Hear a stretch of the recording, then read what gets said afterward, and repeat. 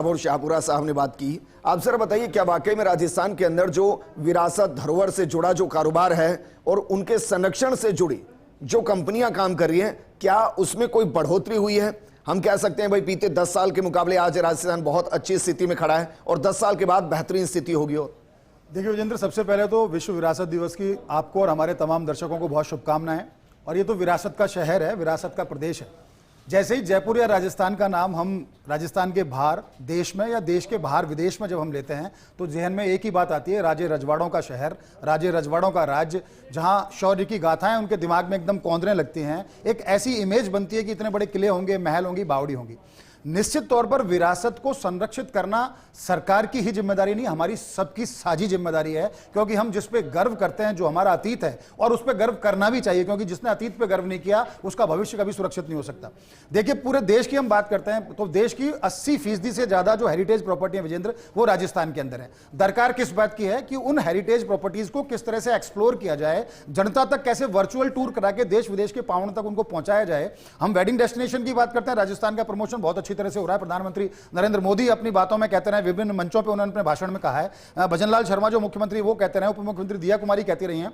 लेकिन खास बात क्या है कि अगर हम थोड़ा सा आंकड़ों पे जाएं तो हमको विरासत पे गर्व करने की जरूरत है, क्योंकि हमारी बोली विरासत है, हमारा पहनावा विरासत है, हमारा खान पान हमारी विरासत है, हमारी आचरण हमारी विरासत है। और ये जो हम जिन स्मारकों की बात करते हैं तो विरासत के वो तो मुख्य एक ऐसे पाषाण है जो जिनको बोलते पाषाण कह सकते हैं। लेकिन जो खास बात वो है, खास बात यह है विजेंद्र कि हम पिछले साल के आंकड़े देखते हैं 2024 के, तो आमेर जो विश्व विरासत में शुमार है, जिसमें जयपुर में 8 मॉन्यूमेंट है आमेर सहित, वहां पर्यटकों की संख्या 4.5 लाख से ज्यादा कम हुई। कम क्यों हुई? यातायात जो अव्यवस्थित यातायात था वो एक ग्रहण था, पार्किंग सुव्यवस्थित पार्किंग ना होना वो दूसरा ग्रहण था, लपकों की बात करते हैं वो तीसरा, बड़े बड़े होर्डिंग्स बैनर उसको बदरंग करते हैं विरासत को, वो चौथा ग्रहण था। और पर्यटकों को हम एक कनेक्टिविटी दे पाए सुव्यवस्थित, वो बहुत ज्यादा जरूरी था। लेकिन जब हमने ये खबर, मैं खुद ने जब इस खबर को हमने प्रसारित किया हमारे चैनल के माध्यम से, तो निश्चित तौर पर राज्य सरकार ने भी उसको माना, पर्यटन विभाग ने भी माना, और कोशिश ये की जा रही है कि परकोटे का जो 100 करोड़ रुपए का प्रोजेक्ट है, हेरिटेज संरक्षण का जो प्रोजेक्ट है, आइकॉनिक डेस्टिनेशन को लेकर के जो प्रोजेक्ट है, उस पर सरकार ने ध्यान देना शुरू किया। पिछले दिनों मीटिंग्स हुई, मीटिंग्स में साफ तौर पर निर्देश दिए कि ये केबल के वायर ऐसे नहीं दिखने चाहिए। जयपुर अगले साल 300 साल का होने जा रहा है, 300 साल अपना 300वां जन्मदिन मनाएगा, तो उससे पहले तमाम तरह की तैयारी कर लेनी चाहिए कि पर्यटक यहां आए तो उसको निर्बाध ट्रैफिक मिले, उसको पार्किंग की सुव्यवस्थित व्यवस्था मिले। ये बैनर होर्डिंग जो बदरंग कर देते हैं जयपुर गुलाबी नगर को, इनको यहां से हटाया जाए, केबल के तार है उनको हटाया जाए, एक ऐसा सिस्टम बनाया जाए जिससे जयपुर की एक जो छवि है, जिसको लेकर के हम गुमान करते हैं, हम अभिमान करते हैं, गर्व करते हैं, वो जनता तक पहुंचे। तो निश्चित तौर पर विरासत का संरक्षण साझी जिम्मेदारी है और हमें इस बात पर गर्व करना चाहिए कि हम विरासत को लेकर इस पूरे देश में स्टीयरिंग सीट पे हैं। क्योंकि या तो रोम की बात की जाती है, जयपुर की बात की जाती है, राजस्थान की बात कर जाती है, इस्तांबुल अभी पहली बार आज से ही शुरू हुआ है वहां पर कलर्स ऑफ वर्ल्ड, तो वो भी एक विरासत का शहर है। तो बहुत कम ऐसी जगह हैं जहां विरासत को संजोने के लिए बहुत सारे काम किए जा रहे हैं। और 22 तारीख को जो विदेशों के अंदर हम क्या इसका प्रमोशन अच्छे तरीके से कर सकते हैं? शायद आप जेडी वेंस का जिक्र कर रहे हैं जो आमेर देखने आ रहे हैं, बिल्कुल, लेकिन अमेरिका के अंदर तो हम प्रमोशन ही नहीं करते। बिल्कुल, ये एक बड़ा सवाल है, सुरेंद्र जी से भी इस पे हम बात करेंगे। लेकिन खास बात यह है, अमेरिका का टूरिस्ट सबसे ज्यादा हमारे आता है, ऑस्ट्रेलियन टूरिस्ट बहुत आता है, जर्मन टूरिस्ट बहुत आता है, फ्रांस का टूरिस्ट बहुत आता है, सब जगह हम जाते हैं, अमेरिका नहीं जाते। अमेरिका हमें जाना चाहिए, इस तरह का इवेंट वहां आयोजित किए जाएं। अमेरिका में जो इवेंट होते हैं उनमें हम हिस्सा लें, हम वहां पर जाकर रोड शोज करें। जेडी वेंस जब उपराष्ट्रपति आएंगे तो निश्चित तौर पर हेरिटेज इंडस्ट्री के ऊपर, ट्रैवल इंडस्ट्री को लेकर इसका बहुत एक इंपैक्ट आने वाला है पॉजिटिव। क्योंकि पिछली बार इमानुएल मैक्रो आए थे, मैंने देखा आमेर के अंदर जब चर्चा की उन्होंने, दिया कुमारी वहीं पर थी, उन्होंने वहां पर रोड शो किया, प्रधानमंत्री के साथ जंतर मंतर तक आए। उसका इंपैक्ट ये हुआ कि फ्रांसीसी टूरिस्ट जो राजस्थान आता था उसमें 22% की वृद्धि देखने को मिली। तो जब जेडी वेंस से, बिल्कुल, क्योंकि इमानुएल मैक्रो ने जब एक्स पे जाके पोस्ट की जयपुर को लेकर के, आमेर को लेकर के, तो निश्चित तौर पर हॉस्पिटैलिटी को लेकर यहाँ की, तो उसका बड़ा पॉजिटिव इंपैक्ट आया। और जेडी वेंस आएंगे तो हमको कोशिश ये करनी चाहिए हम वो तस्वीर दिखाएं, वो बातें उनको बताएं जिसमें हम बताएं कि विश्व विरासत में क्यों आमेर शुमार है, जंतर मंतर क्यों विश्व विरासत में शुमार है, और हमारे परकोटे पे हम जो उस पर गुमान करते हैं वो क्यों विश्व विरासत में शुमार है। यहाँ की वाटर हार्वेस्टिंग की बात करें, जो पुरानी जो व्यवस्था थी जल संरक्षण की, वो विधा, उस पर हम हमारी पे गुमान करते हैं। आज भी एक बूंद पानी नहीं रुकता परकोटे के अंदर, लेकिन अगर आधुनिक जयपुर की बात करें, जगह जगह आपको पानी भरा हुआ नजर आएगा। कि भाई क्यों हम ऐसा नहीं करते कि हर सिटी के अंदर एक ऐसी जगह हो जहां जाइए और पूरे राजस्थान को आप देखिए, वहां के जायके को देखिए, वहां के पहनावे को देखिए। देखिए विजेंद्र, एक बड़ी विडंबना है कि राजस्थान में आमेर सहित हम बात करें तो आर्कियोलॉजिकल सर्वे ऑफ इंडिया की बात नहीं कर रहा हूं मैं, पुरातत्व विभाग की बात कर रहा हूं। आर्कियोलॉजी जो डिपार्टमेंट राजस्थान का, आर्कियोलॉजी म्यूजियम डिपार्टमेंट, उसके पास 33 स्मारक हैं और संग्रहालय हैं। खास बात यह है, इन 33 स्मारक संग्रहालय में हर साल 78 लाख से ज्यादा टूरिस्ट आता है। लेकिन वो टूरिस्ट सिर्फ उसको देखने आता है। आज तक मेरे को एक ऐसा इवेंट याद नहीं है कि आम जन के लिए, पर्यटक के लिए, या विदेशी किसी भी मतलब किसी भी जोन का पर्यटक हो, उस पर्यटक के लिए वहां पर कोई विशेष ऐसा इवेंट आयोजित किया हो जिसको आमेर को जाने, जंतर मंतर को जाने, चित्तौड़ के किले को जाने, या किसी भी वो 33 स्मारक है किसी में भी जाए उसको जाने।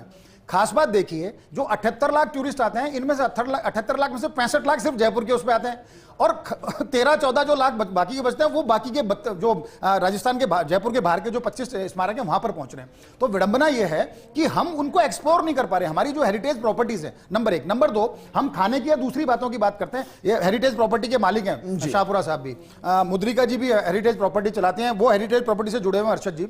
खास बात यह है कि हमारी जितनी भी हेरिटेज प्रॉपर्टी है, हम क्या करते हैं, कोई भी बड़ा इवेंट आता है, हेरिटेज अगर विश्व विरासत दिवस है, विश्व पर्यटन दिवस है, कुछ नहीं, एक हेरिटेज वॉक करा दिया हमने परकोटे के अंदर, इतिश्री कर ली। ऐसे नहीं चलेगा।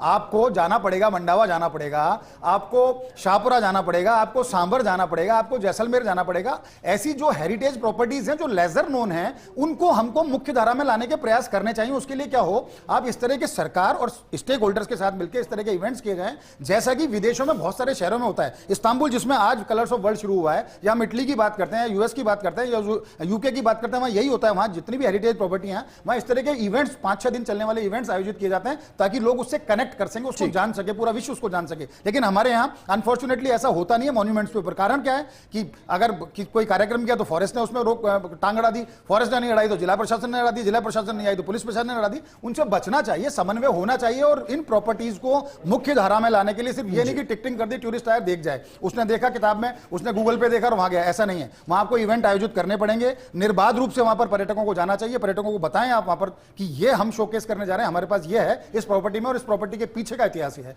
तब जाके वो प्रॉपर्टी मुख्य धारा में आएंगी, पर्यटक भी बढ़ेंगे। देखिए विजेंद्र, समय बदल चुका है और सोशल मीडिया का इंपैक्ट बताता हूं आपको। जब से सूबे में सरकार बदली, पिछले 1 साल के इंपैक्ट से पहले मैं थोड़ा सा पीछे जाना चाहूंगा।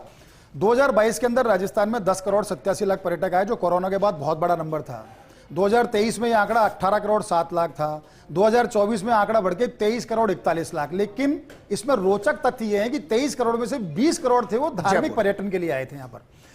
दूसरी बात देखिए, सरकार कोई फंडिंग एजेंसी नहीं है। आप सरकार के ऊपर सोच करके, सरकार को आधारित आप कोई भी इवेंट को आप ना तो ऑर्गेनाइज कर सकते हैं, ना सरकार कर सकते हैं, ना आप कर सकते हैं। स्टेक होल्डर्स को अपनी भूमिका निभानी होगी, हमें अपनी भूमिका निभानी होगी, सबको अपनी भूमिका निभानी होगी। देखिए, रामकृष्ण परमहंस ने एक बार कहा था, उन्होंने कहा कि आप अपने शक्ति बोध और सौंदर्य बोध को इसलिए नुकसान पहुंचाते हो, आपने कहीं भी खाना छूटा, आपने फेंक दिया, केले का छिलका फेंक दिया, विरासत का शहर है, आपको संजोना पड़ेगा, सांझी छत है, सबको मिलकर के। उन्होंने कहा सौंदर्य बोध को नुकसान ऐसे पहुंचा रहे हो, शक्ति बोध को इसके कि अमेरिका तो इतना पावरफुल है, हमें 2 मिनट के अंदर मसल के रख देगा। ऐसा नहीं है। आपको अपनी शक्ति पे, अपनी संभावनाओं पे, अपने भविष्य पे गुमान करना चाहिए। एक बार जब वो जापान जा रहे थे, मैं किस्सा सुनाना चाहूंगा बहुत शॉर्ट में, कि उनको केला खाना था क्योंकि उन्होंने फलाहार कर रखा था। तो बार बार 2-3 स्टेशन पे गाड़ी रुकी, केले नहीं मिले तो बुध रहे कि यार यहां तो केले नहीं मिल रहे हैं जापान के अंदर। एक जापानी उठा, अगले स्टेशन पे उतरा, चुपचाप भाग के केले लेके आया। स्वामी जी केले, बोले पैसे देने लगे, बोले पैसे नहीं चाहिए, इतना करना, जब हिंदुस्तान आप वापस लौटो कहना कि यूं मत कहना जापान में केले नहीं मिलते। तो कितनी बड़ी बात है, हमें समझना होगा, हमें हमारी धरोहर की शक्ति को, धरोहर के हमारे अतीत को समझना होगा। अतीत से हम कमा रहे हैं बहुत, स्टेक होल्डर्स यहाँ और भी खड़े हैं, सबने अपनी प्रॉपर्टीज लेके कमाते भी हैं, इवेंट भी आप आयोजित कर रहे हैं, लेकिन आप अपनी धरोहर के प्रति जिम्मेदारी को से विमुख नहीं हो सकते। आपको धरोहर संरक्षण में अपना योगदान देना होगा, तन मन धन सबसे आपको योगदान देना होगा। मैं मेरी जिम्मेदारी बतौर पत्रकार निभा रहा हूं, आप अपनी जिम्मेदारी निभा रहे हो। सुरेंद्र जी, मुद्रिका जी, तमाम अर्शद जी अपने अपने क्षेत्र में अपनी जिम्मेदारी निभा रहे हैं, लेकिन सब जनता को भी आना होगा साथ में, तभी जाके हम हमारे इस पूरी धरोहर को संजो पाएंगे, सुरक्षित रख पाएंगे, और इसको एक्सप्लोर करके हमारे भविष्य में आने वाली जो हमारी पीढ़ियां हैं उनको भी सुरक्षित रखेंगे, उनके दाने पानी का भी इंतजाम कर पाएंगे, और वो इतराएं अपने अतीत पर, इसका भी हम इंतजाम कर पाएंगे।